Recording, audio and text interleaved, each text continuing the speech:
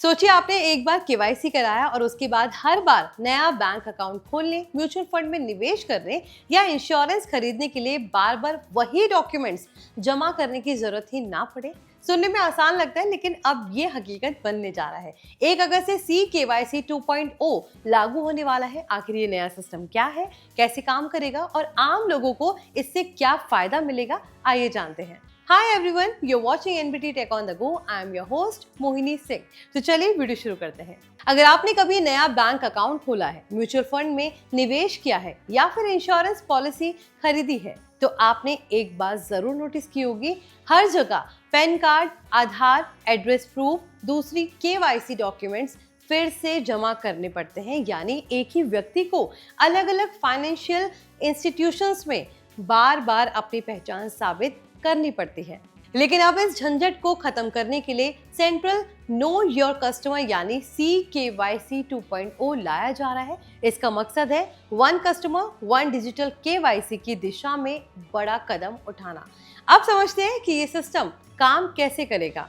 CKYC 2.0 में आपकी KYC जानकारी एक सुरक्षित सेंट्रल केवाईसी रजिस्ट्री में रखी जाएगी। जब भी आप किसी नए बैंक, इंश्योरेंस कंपनी या दूसरे फाइनेंशियल इंस्टीट्यूशन की सर्विस लेना चाहेंगे, तो वो आपकी अनुमति यानी OTP या दूसरे कंसेंट प्रोसेस के जरिए उसी वेरीफाइड रिकॉर्ड को रजिस्ट्री से प्राप्त कर सकते हैं। इसका मतलब आपको हर बार वही डॉक्यूमेंट्स अपलोड या सबमिट करने की जरूरत नहीं पड़ेगी।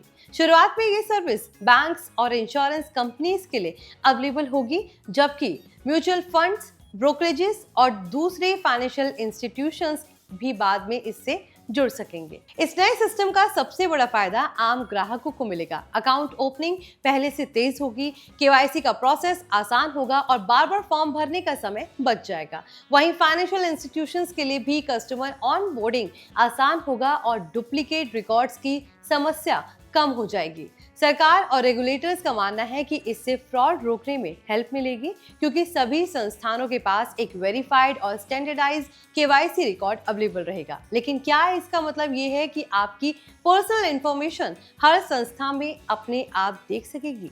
इसका जवाब है नहीं। CKYC 2.0 पूरी तरह कंसेंट बेस्ड सिस्टम है, यानी आपकी इंफॉर्मेशन तभी एक्सेस की जाएगी जब आप उसकी परमिशन देंगे। बिना आपकी मंजूरी कोई फाइनेंशियल इंस्टीट्यूशन आपके रिकॉर्ड को रजिस्ट्री से नहीं निकाल सकेगा। इसके अलावा नए सिस्टम में डेटा क्वालिटी और वेरिफिकेशन को बेहतर बनाने के लिए अतिरिक्त वैलिडेशन और कॉन्फिडेंस स्कोर जैसी सर्विसेज भी जोड़ी जा रही हैं, ताकि गलत या डुप्लीकेट रिकॉर्ड की प्रॉब्लम कम हो सके। तो अगर आप सोच रहे हैं कि क्या आपको फिर से केवाईसी करानी पड़ेगी, तो इसका जवाब आपकी मौजूदा केवाईसी की स्थिति पर निर्भर करेगा। जिन लोगों का रिकॉर्ड पहले से सही और वेरीफाइड है, उनके लिए प्रोसेस काफी आसान हो सकता है। वहीं जिनके रिकॉर्ड अधूरे हैं या अपडेट की जरूरत है, उन्हें जरूरी जानकारी दोबारा उपलब्ध करानी पड़ सकती है।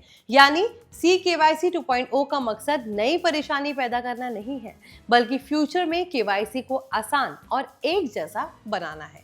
तो कुल मिलाकर CKYC 2.0 का उद्देश्य केवाईसी को तेज, आसान और सुरक्षित बनाना है। अगर सब कुछ योजना के अकॉर्डिंग लागू होता है, तो आने वाले समय में बार बार डॉक्यूमेंट्स जमा करने का झंझट काफी हद तक खत्म हो सकता है।